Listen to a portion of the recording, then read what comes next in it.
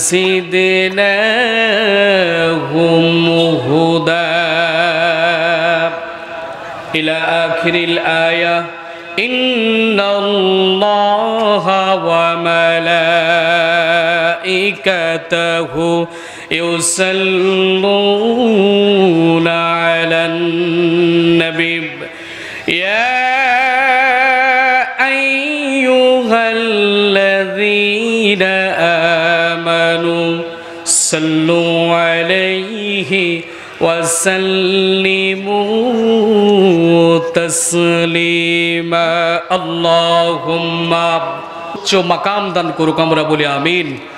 আজকের মাহফিলের সম্মানিত প্রধান অতিথি, আমাদের সকলেরই চীনা এবং জানা সাবেক কাউন্সিলর ৮ নম্বর ওয়ার্ড সাতক্ষীরা পৌরসভা জনাব শফিকুল ইসলাম বাবু ভাই কিছুক্ষণ আগে সুন্দর আলোচনা করেছেন বা কথা বলেছেন। আজকের মাহফিলের বিশেষ অতিথি আপনার আমার সকলেরই পছন্দের মানুষ, বিশেষ করে আমার হৃদয়ের মানুষ, আমার প্রিয় মানুষ, বারবার নির্বাচিত আমার সম্মানিত প্রিয় বড় ভাই মোহাম্মদ শফিউদ্দৌলা সাগর ভাই, আল্লাহ তাআলা ভাইকে সম্মান এবং মর্যাদা বাড়িয়ে দিকে, আমরা বলি আমিন। আজকের মাহফিলের সম্মানিত প্রধান বক্তা, আন্তর্জাতিক খ্যাতিসম্পন্ন মুফাসসির কোরআন, যিনি দক্ষিণবঙ্গের তরুণ প্রতিভাবান কণ্ঠ, আল্লাহু আকবার পড়েন, যারা আলোচনা শোনার জন্যে বিশেষ করে মেয়ে লোক এত বেশি পাগল, বিশেষ করে আমার আম্মা কয় আলোচনা করবা ওই হুজুরির মতন। আজকে সে হুজুরকে আপনারা সামনে পেতেছেন, আপনারা খুশি নাকি বেজার? আজকের মাহফিলের বিশেষ বক্তা হযরত মাওলানা মুজিবুর রহমান আনসারী হুজুর, একেবারেই আমার একজন পছন্দের বক্তা। খালিদ সাইফুল্লাহ আইয়ুবী হুজুরের মতো কথা বলেন। আল্লাহ তাআলা জানার আজকের কথা বলবেন, আল্লাহ তাআলা সকলের বলা এবং আমাদের শোনাগুলোকে ইবাদত হিসাবে কবুল করুক, আমরা বলি আমিন। সম্মানিত ভাইরা, একজনের কথা না বললেই নয়, হয়তো আপনাদেরকে কষ্ট দিয়ে ফেলাচ্ছি, কিন্তু তার নামটা বলতে হবে। এই মাহফিলের জন্য যিনি অক্লান্ত পরিশ্রম করে যান, সর্বদা এই মাদ্রাসার জন্য যিনি একটা ছোট্ট সাইকেল চালিয়ে প্রত্যেকটা জায়গায় প্রত্যেকটা এলাকায় ঘুরে বেড়ান। দেখেন আজকের এত বড় মাহফিলের পোস্টার বা এত বড় ব্যানারে কিন্তু তার নামটা এক জায়গাও নাই। আল্লাহু আকবার পড়েন। তিনি হচ্ছে এই মাদ্রাসার সম্মানিত মুহতামিম, আমার খুবই কলিজার ভাই, আত্মার ভাই, আমার সম্মানিত বড় ভাই, আমার সম্মানিত ভাইজান হাফেজ আফসার উদ্দিন। আল্লাহ তাআলা আমার ভাইকে কোরআনের জন্য কবুল করুক, আমরা বলি আমিন। এবং এই খেদমতকে আল্লাহ তাআলা আমৃত্যুকাল পর্যন্ত আল্লাহ তাআলা কবুল করুক, আমরা বলি আমিন। সম্মানিত হাজিরিন, আজকের মাহফিলের যিনি উপস্থাপক আছেন আমার সম্মানিত ভাই ইয়াসিন আরাফাত ভাই, আল্লাহ তাআলা ভাইয়ের কণ্ঠকে দিন ইসলামের জন্য কবুল করুক, আমরা বলি আমিন। আজকের বিশেষ করে আমার সাউন্ড সিস্টেম নাজিম ভাই, ক্যামেরাম্যানেরা আছে, আল্লাহ তাআলা সকলকে ইসলামের জন্য, দ্বীনের জন্য, কোরআনের জন্য আল্লাহ তাআলা খাদেম বানিয়ে দিক, আমরা বলি আমিন।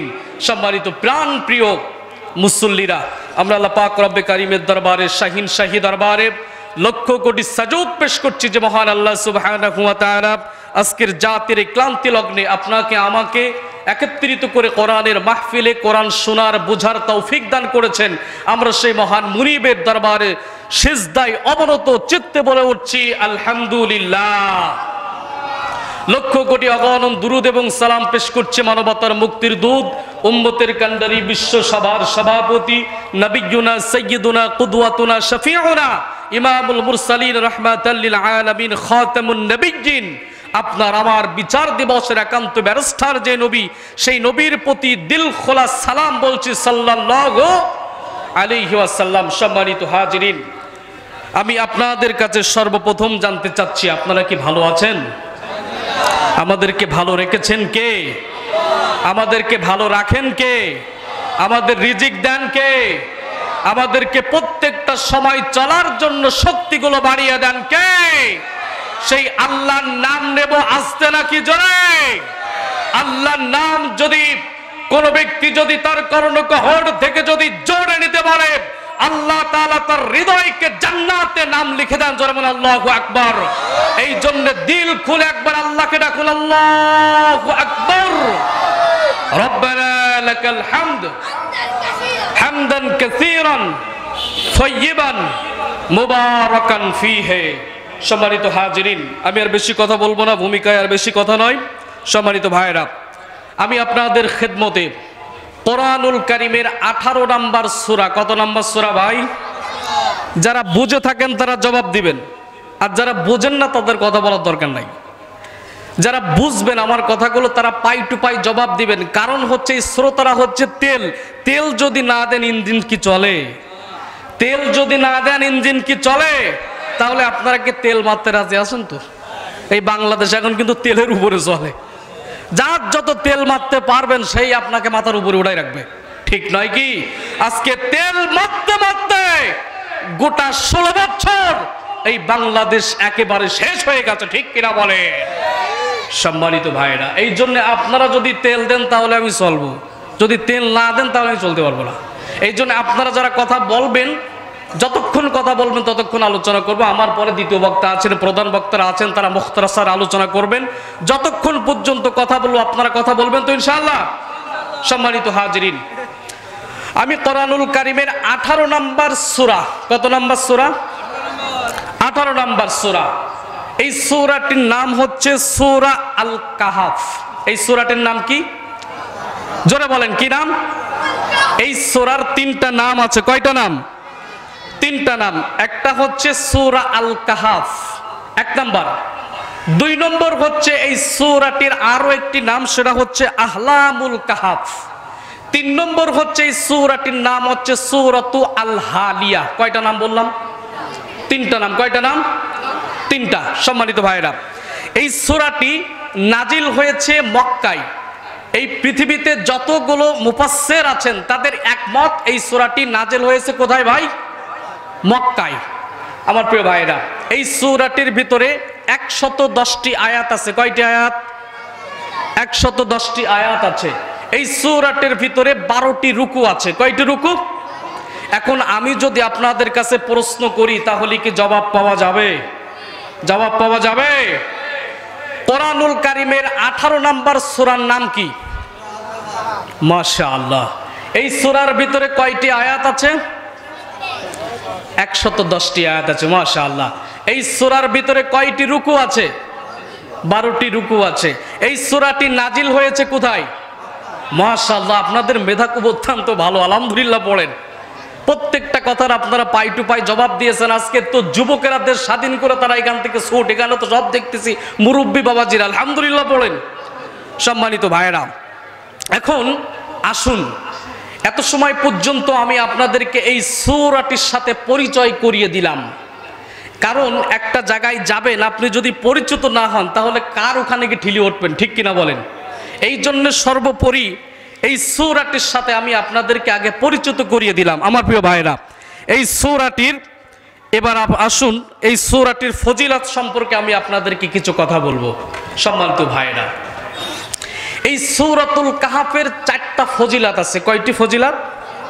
4টা ফজিলত আছে। আসুন এবার আমরা একটা একটা করে জানি, তারপর আমি তাফসিরে চলে যাব ইনশাআল্লাহ। সম্মানিত হাজিরিন, এই সূরার 1 নম্বর ফজিলত, আল্লাহ রাব্বুল আলামিন তার হাবিব সাল্লাল্লাহু আলাইহি ওয়াসাল্লামকে জানিয়ে দিয়েছেন সূরাতুল কাহাফ এর প্রথম 10টি আয়াত যদি কোনো ব্যক্তি মুখস্থ করতে পারে। কয়টি আয়াত বললাম ভাই?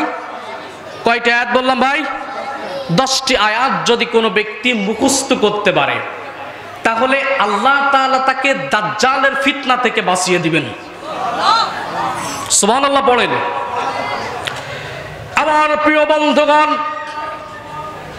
আল্লাহর নবী সাল্লাল্লাহু আলাইহি ওয়াসাল্লাম বলেছেন, যদি কোনো ব্যক্তি সূরাতুল কাহাফের 10টা আয়াত যদি মুখস্থ করতে পারে আর সে অনুযায়ী যদি আমল করতে পারে, আল্লাহ রাব্বুল আলামিন তাকে দাজ্জালের ফিতনা থেকে বাঁচিয়ে দিবেন। আমার প্রিয় ভাইরা, একটু মনোযোগ সহকারে শুনেন, দাজ্জালের ফিতনা কেন এত বড় ফিতনা? হযরত আবু হুরায়রা রাদিয়াল্লাহু তাআলা আনহু থেকে হাদিস বর্ণনা হয়েছে, জনাবে মুহাম্মদ রাসূলুল্লাহ সাল্লাল্লাহু আলাইহি ওয়াসাল্লাম বলেছেন, আদম আলাইহিস সালাতু ওয়াস সালাম থেকে শুরু করে বিচার দিবস পর্যন্ত এই পৃথিবীতে যতগুলো ফিতনা আসুক না কেন, সব থেকে বড় ফিতনার নাম হচ্ছে দাজ্জালের ফিতনা। সব থেকে বড় ফিতনার নাম কি? দাজ্জালের ফিতনা। আমার প্রিয় বন্ধুরা, আল্লাহ নবী সাল্লাল্লাহু আলাইহি ওয়াসাল্লাম বলেছেন, আদম আলাইহিস সালাতু ওয়াস সালাম থেকে শুরু করে আপনার আমার নবী, কলিজার টুকরা নবী, বাঁচানে ওয়ালা নবী, সরকারে দো আলম নবী, আপনার আমার প্রিয় হাবিব নবী পর্যন্ত যতগুলো নবী এবং রসুল পৃথিবীতে এসেছেন, সকল নবী এবং রসুল তার সম্প্রদায়কে দাজ্জালের ফিতনা থেকে সাবধান করেছেন। আদম থেকে শুরু করে মুহাম্মদ সাল্লাল্লাহু আলাইহি ওয়াসাল্লাম পর্যন্ত যতগুলো নবী এবং রসুল পৃথিবীতে এসেছেন, সবাই তার সম্প্রদায়কে, তার উম্মতকে দাজ্জালের ফিতনা থেকে সাবধান করেছেন। এখন আপনাদের কাছে প্রশ্ন, দাজ্জালের ফিতনা ছোট নাকি বড়? ছোট নাকি বড়? নারায়ে তাকবীর। প্রধান বক্তার আগমন, এলাকাবাসীর পক্ষ থেকে নারায়ে তাকবীর। সম্মানিত হাজিরিন, যে কথা বলছিলাম, আল্লাহ নবীজি বলেছেন আদম থেকে শুরু করে একেবারে যতগুলো নবী এবং রসুল পৃথিবীতে এসেছেন, সবাই তার সম্প্রদায়কে দাজ্জালের ফিতনা থেকে বাঁচিয়েছেন। জোরে বলুন আল্লাহু আকবার। আমার প্রিয় বন্ধুরা, শুধুমাত্র তাই নয়, আল্লাহ নবী সাল্লাল্লাহু আলাইহি ওয়াসাল্লাম হাদিস শরীফের ভিতরে বলেছেন, إن يخرج وأنا فيكم فأنا حجيجه دونكم وإن يخرج ولست فيكم فامرؤ حجيج نفسه والله خليفتي على مسلمين। আল্লাহ নবীজি বলেছেন, সাহাবীদেরকে লক্ষ্য করে বললেন, আমি তোমাদের মধ্যে বেঁচে থাকাকালীন যদি দাজ্জাল পৃথিবীর বুকে যদি আবির্ভূত হয়ে যায়, তাহলে আমি একাই দাজ্জালের সাথে যুদ্ধ করব এবং তাকে এই পৃথিবীর জমিন থেকে প্রতিহত করব। আর যদি আমি পৃথিবীর জমিন থেকে চলে যাওয়ার পরে যদি দাজ্জাল এই পৃথিবীতে আবির্ভূত হয়, তাহলে তোমরা নিজেকে সাবধানে রাখবে। আর 2 নম্বর হচ্ছে, আমি চলে যাওয়ার পরে আল্লাহ তাআলা তার আদরের বান্দাদেরকে নিজেই রক্ষা করবেন। আমার প্রিয় বাবাজিরা, শুধুমাত্র তাই নয়, আল্লাহ নবী সাল্লাল্লাহু আলাইহি ওয়াসাল্লাম প্রত্যেক নামাজের শেষ বৈঠকে, একটু কথাগুলো ভালো করে শুনেন, প্রত্যেক নামাজের শেষ বৈঠকে আল্লাহ নবী সাল্লাল্লাহু আলাইহি ওয়াসাল্লাম এই দোয়াটি পড়তেন, আল্লাহুম্মা ইন্নী আউযু বিকা মিন আযাবি জাহান্নাম ওয়া মিন আযাবিল কবরি ওয়া আউযু বিকা মিন ফিতনাতিল মাসীহিদ দাজ্জাল। আল্লাহ তাআলার কাছে আল্লাহ নবী সাল্লাল্লাহু আলাইহি ওয়াসাল্লাম নামাজের শেষ বৈঠকে তিনি প্রত্যেকটা সময় দোয়াটি করতেন, আল্লাহুম্মা ইন্নী আউযু বিকা মিন আযাবি জাহান্নাম। ওগো আল্লাহ তাআলা, আপনি আমাকে জাহান্নামের আযাব থেকে মুক্তি দান করে দেন।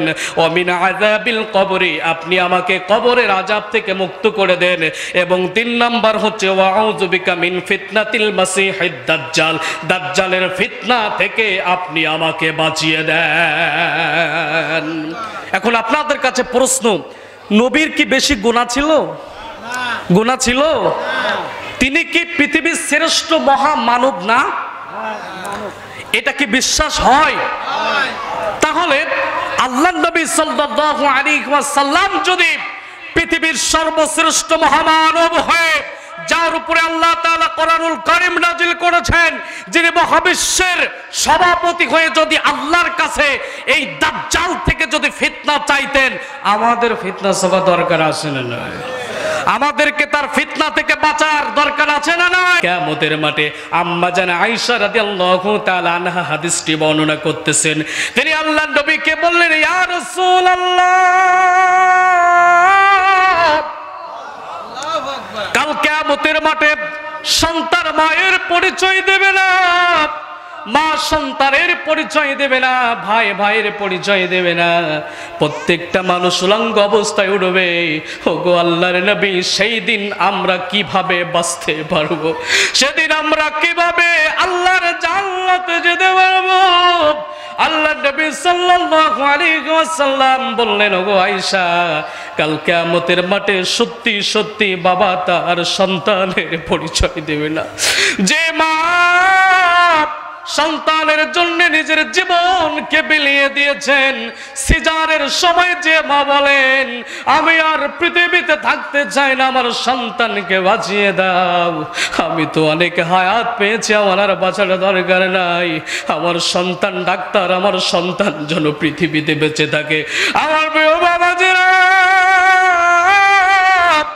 এমন সময় ওয়া উম্মিহি ওয়া আবি ওয়া সাহিবাতিহি ওয়া বানি লিকুল্লি ইমরিইম মিনহুম ইয়াউমা ইযিন শাআনু ইয়ুগনি।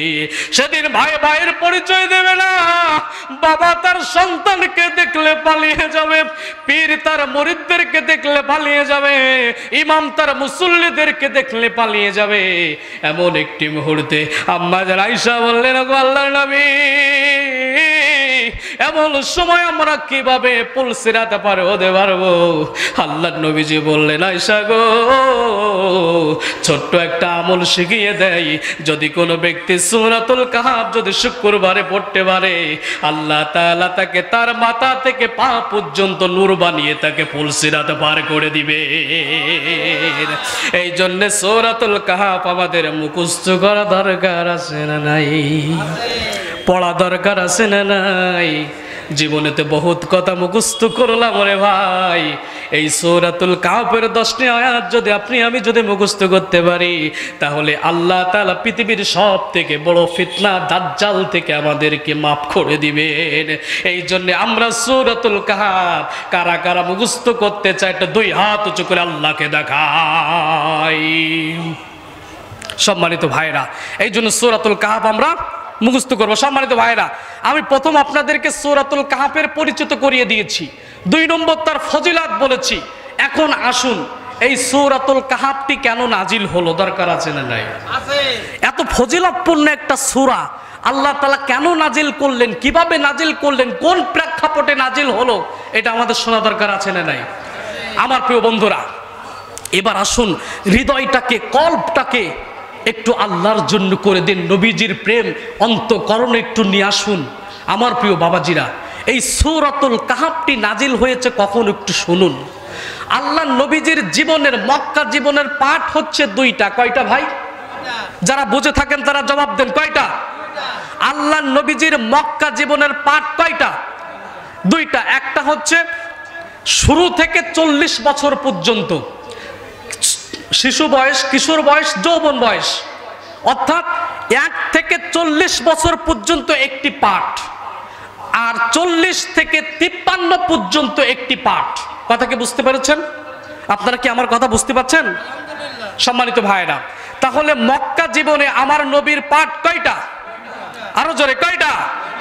আমার প্রিয় ভাইরা, আরো জোরে, জোর হলো না? আমার প্রিয় বাবাজিরা, তাহলে মক্কা জীবনে আমার নবীজির পাঠ হচ্ছে 2টা। একটা হচ্ছে 1 থেকে 40, আর একটা হচ্ছে 40 থেকে 53 পর্যন্ত। সম্মানিত হাজিরিন, এই 53 বছর পর্যন্ত আমার নবীজি, 1 থেকে 40 বছর পর্যন্ত সবার কাছে আল্লাহর ওলি ছিলেন। সুবহানাল্লাহ বলেন। সবাই তাকে বিশ্বাস করতেন, ভালোবাসতেন, সবাই তাকে নাম দিয়েছিল আলামিন। সুবহানাল্লাহ। অর্থাৎ অত্যন্ত বিশ্বাসী একজন নবী, তার মতো মহামানব আর পৃথিবীতে কেউ নাই। আল্লাহু আকবার। আপনি আমি তার উম্মত হতে পেরে খুশি নাকি বেজার? খুশি নাকি বেজার? কারা কারা খুশি আছে 2 হাত উঁচু করে স্লোগান দিয়ে আল্লাহকে দেখায়। আল্লাহু আকবার, আল্লাহু আকবার। ঘরে ঘরে জালো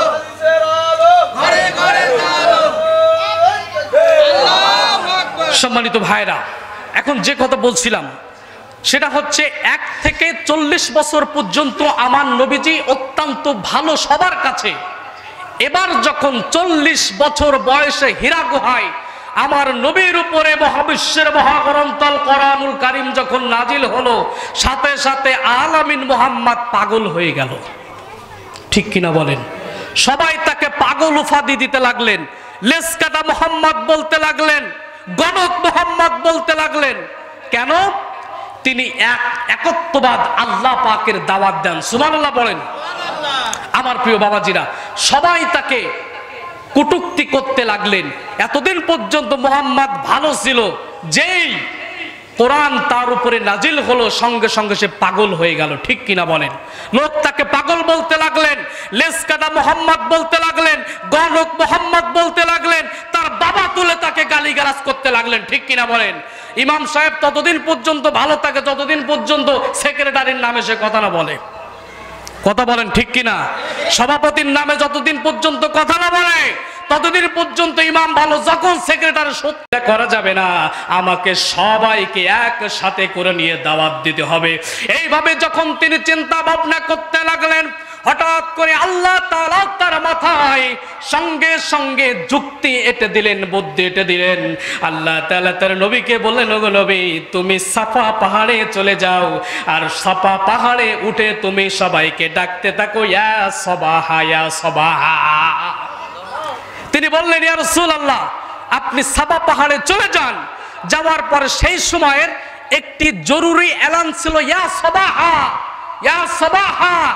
এমন করে যদি ডাকতেন তাহলে সমস্ত মানুষ একত্রিত হয়ে যেতেন। আল্লাহু আকবার বলেন। আজকের আমাদের সমাজে যদি মাইকে বলে একটি জরুরি ঘোষণা, আমাদের কানগুলো খরগোশের মতো হয়ে যায় কিনা? তো ঠিক সেই সময় এলান ছিল, ইয়া সবাহা ইয়া সবাহা। এমন করে যখন সাফা মারওয়ায় উঠে আমার নবীজি যখন মক্কার মানুষদেরকে ডাক দিলেন, ডাক দেওয়ার পরে আমার নবী সাল্লাল্লাহু আলাইহি ওয়াসাল্লামের ডাকে সমস্ত লক্ষ লক্ষ কাফেরেরা একত্রিত হয়ে গেল। যাওয়ার পরে আল্লাহ নবী সাল্লাল্লাহু আলাইহি ওয়াসাল্লাম বললেন, ওগো মক্কাবাসী,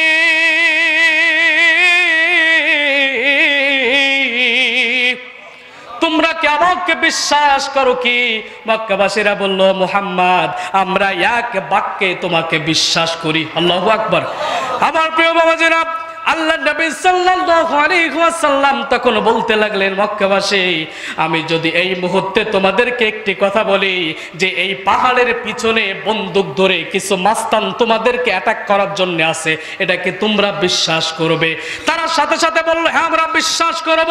আল্লাহ নবী সাল্লাল্লাহু আলাইহি ওয়াসাল্লাম তাদেরকে লক্ষ্য করে বললেন, এর থেকে খারাপ সংবাদ যদি তোমাদেরকে দেই তোমরা কি বিশ্বাস করবে? তারা বলল, হ্যাঁ বলো বলো। আল্লাহ নবী সাল্লাল্লাহু আলাইহি ওয়াসাল্লাম বললেন, তাহলে শোনো, আমি তোমাদেরকে, আল্লাহ তাআলা আমাকে নবুয়ত দান করেছেন, আমি তোমাদেরকে জাহান্নামের পথ থেকে জান্নাতের পথে নিয়ে যেতে এসেছি। তোমরা কি এক আল্লাহর উপরে ঈমান আনবে? কি বললেন? তোমরা কি এক আল্লাহর উপরে ঈমান আনবে? সাথে সাথে মক্কার মানুষের মুখগুলো হাড়ির তলা হয়ে গেল। কি হয়ে গেল? হাড়ির তলা হয়ে গেল। এত সময় কথা ফটফট ফটফট করে বলতেছিল, কিন্তু যখনই এক আল্লাহর দাওয়াত দিয়েছে সাথে সাথে তাদের মুখগুলো হাড়ির তলা হয়ে গেছে। কেন? বাপ দাদার ধর্ম ছেড়ে দিতে হবে। কথা ঠিক কিনা বলেন? বাপ দাদার ধর্ম যখনই ছাড়তে বলেছে তাদের মুখগুলো হাড়ির তলা হয়ে গেছে। আমার প্রিয় বাবাজিরা, সাথে সাথে যখন মক্কার মানুষ কোনো কথা বলে না, আমার প্রিয় বন্ধুগণ, আল্লাহ নবী সাল্লাল্লাহু আলাইহি ওয়াসাল্লাম সাথে সাথে মক্কার মানুষগুলোকে বলতে লাগলেন, তোমরা কি এক আল্লাহর উপর ঈমান আনবে? তারা কোনো কথা বললেন না, মাথাটা নিচু করে আছেন। আল্লাহ নবীও তাদের থেকে মাথাটা নিচু করে আছেন। এর ভিতর থেকে সবাই যখন নিস্তব্ধ, এর ভিতর থেকে একটা পাথর উঠে আল্লাহর নবীর কপাল মোবারকে একজন মেরে দিয়েছেন। আল্লাহু আকবার বলেন। এর ভিতর থেকে কেউ কোনো হাত উঠায় না, সবার মুখ নিচু। হঠাৎ করে একজন পাথর উঠিয়ে ঠাস করে মুহাম্মাদের কপালে মেরে দিলেন। আল্লাহু আকবার বলেন। আমার প্রিয় বন্ধুরা, আল্লাহ নবী সাল্লাল্লাহু আলাইহি ওয়াসাল্লাম সাথে সাথে তিনি তার মাথাটা উঠালেন।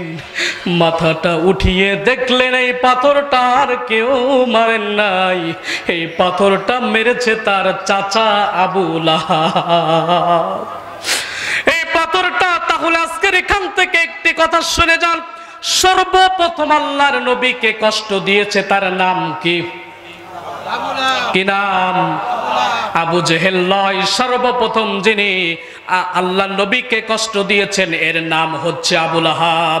সে তাব্বাল্লাকা ইয়া মুহাম্মদ বলে আল্লাহ নবীজির মাথার উপরে পাথর ছুঁড়ে মেরেছেন। আল্লাহ নবী সাল্লাল্লাহু আলাইহি ওয়াসাল্লামের সমস্ত কপালটা রক্তে দরদর করে জ্বলছে। আমার নবীজি সঙ্গে সঙ্গে তার চাচাকে ডাক দিয়ে বললেন, চাচা আমি তো কখনোই ভাবতে পারি না আমার আপন লোক হয়ে আপনি আমাকে মারবেন।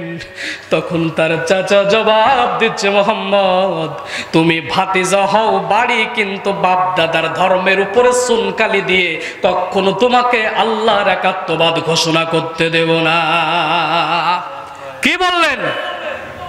তুমি ভাতিজা হও বাড়ি ঘরের মধ্যে, কিন্তু বাপ দাদার ধর্ম রেখে কখনো কোনোদিন তোমার একাত্মবাদ আল্লাহর কথা আমরা বলতে দেব না। এই কথা যখন বললেন সঙ্গে সঙ্গে আল্লাহ তাআলা আয়াতে কারিমা নাজিল করে দিলেন। সবাই বলেন, তাব্বাত ইয়াদা আবি লাহাবি ওয়া তাব মা আগনা আনহু মালুহু ওয়া মা কাসাব। আল্লাহু আকবার। ধ্বংস হয়ে যাক আবু লাহাবের দুই হাত, যে হাত দিয়ে আমার নবীকে মেরেছে, যে হাত দিয়ে আমার রাসূলকে মেরেছে, সেই হাত ধ্বংস হয়ে যাক। আর আজকে আমার রাসূলকে কষ্ট দেওয়ার জন্য আল্লাহ তাআলা আসমান থেকে আয়াত নাজিল করলেন। আর আজকের আপনি আমি যদি আমার নবীকে যারা কষ্ট দেয় তাদের বিপক্ষে যদি কথা বলতে চাই, তাহলে আপনি আমি রাজাকার হয়ে যাই। ঠিক কিনা বলেন? আমার নবীজির পক্ষ নিয়ে যদি আমরা কথা বলতে চাই, তাহলে আমাদেরকে 13 বছর জেলের ভিতরে থাকতে হয়। ঠিক কিনা বলেন? নবীর পক্ষ নিয়ে যদি কথা বলতে চাই, তাহলে আল্লাহ মামুনুল হকের মতো আমাদেরকে কেলেঙ্কারি বাতায় নিতে হয়, আমির হামজার মতো বিনা দোষে জেল খাটতে হয়। ঠিক কিনা বলেন? আমার প্রিয় বাবাজিরা, যতদিন পর্যন্ত আমাদের দেহ থাকবে, আমাদের মস্তক থাকবে, এই জবান কথা বলবে, এই চোখ দেখতে শিখবে, ততদিন পর্যন্ত আমার নবীর নামে যদি কোনো ব্যক্তি কটূক্তি করে তার জিহ্বা টেনে ছেড়ে ফেলবে। ঠিক কিনা বলে? কারা কারা রাজি আছেন দুই হাত উঁচু করে আল্লাহকে দেখান।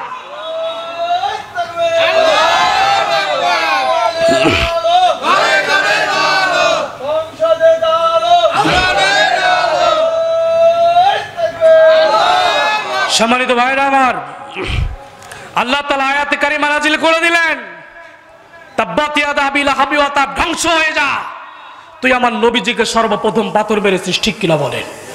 সম্মানিত ভাইরা, যে কথা বলছিলাম, আমার নবীজি 2টা বছর নির্যাতন নিপীড়ন সহ্য করলেন। এরপরে 5 বছর আমার নবীকে আরো কষ্ট আর ক্লেশ দেওয়া শুরু করলেন। এই 5 বছরের ভিতরে আমার নবী সাল্লাল্লাহু আলাইহি ওয়াসাল্লামের চাচা মারা গেলেন, তার স্ত্রী মারা গেলেন। এমন একটি মুহূর্তে আমার নবীকে যখন তারা 13টি বছর নির্যাতনের স্টিম রোলার চালিয়ে যখন পারতেছে না, হঠাৎ করে আমার নবীকে তারা চ্যালেঞ্জ ছুড়ে দিলেন। কি ছুড়ে দিলেন? চ্যালেঞ্জ ছুড়ে দিলেন। কি ছুড়ে দিলেন? তারা মনে মনে ভাবতেছে মুহাম্মদকে যতই বাধা দেয় ঈমানদার তো তত বাড়ে। ঠিক কিনা বলেন? জেলে একজনকে ঢুকায় আরো তো দিনের কথা বেশি বাড়ে। ঠিক কিনা বলেন? জেলে একজনকে প্রথমে ঢুকাইছিল, এরপরে তাকে ঘরে ঘরে বক্তা। ঠিক কিনা বলেন? আমরা তো আল্লামা রস শুনে শুনে বক্তা হয়েছে। ঠিক কিনা বলেন?